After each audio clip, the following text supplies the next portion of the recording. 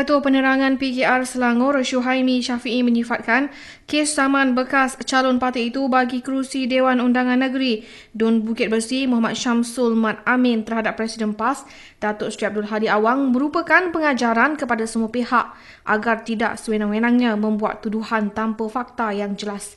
Malah beliau turut menyokong tindakan Muhammad Syamsul itu yang dilihat sebagai langkah mempertahankan dirinya.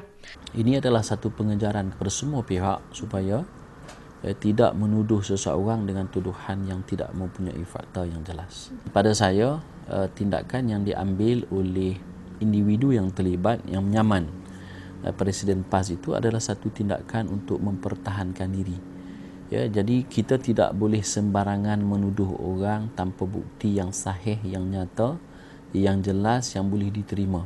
Syuhaimi berkata demikian ketika diminta mengulas tindakan Mahkamah Tinggi Kuala Terengganu mengarahkan Abdul Hadi membayar saman berjumlah RM2 juta dalam penghakiman ingkar yang diperolehi Muhammad Syamsul.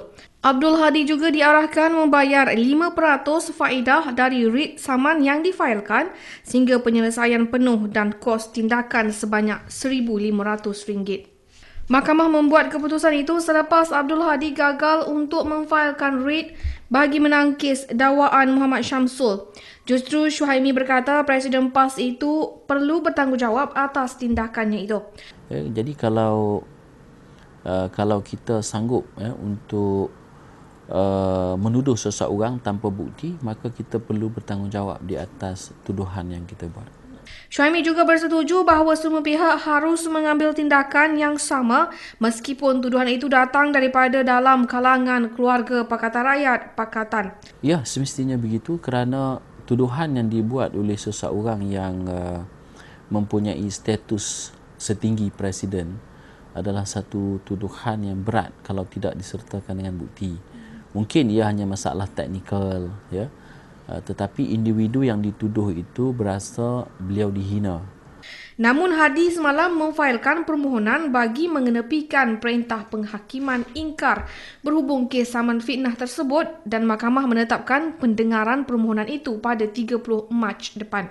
Dalam pada itu, mengulas dakwaan calon bebas pilihan raya kecil PRK Dun Kajang, Datuk Muhammad Zaid Ibrahim, bahawa insiden terbabit bukti jelas berlakunya perselisihan dalam pakatan. Ini jawab beliau. Dalam Barisan Nasional juga wujud perselisihan yang jelas, bukan dalam Pakatan Rakyat saja.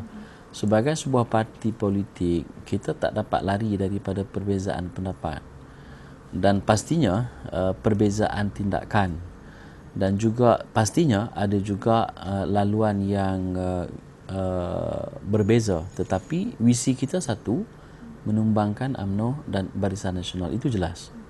Jadi apa yang disebut oleh Zaid itu pada saya adalah tidak lebih sebagai satu propaganda untuk terus memecahkan Pakatan Rakyat, yang mana pada pengamatan beliau mungkin sedang berlaku krisis yang teruk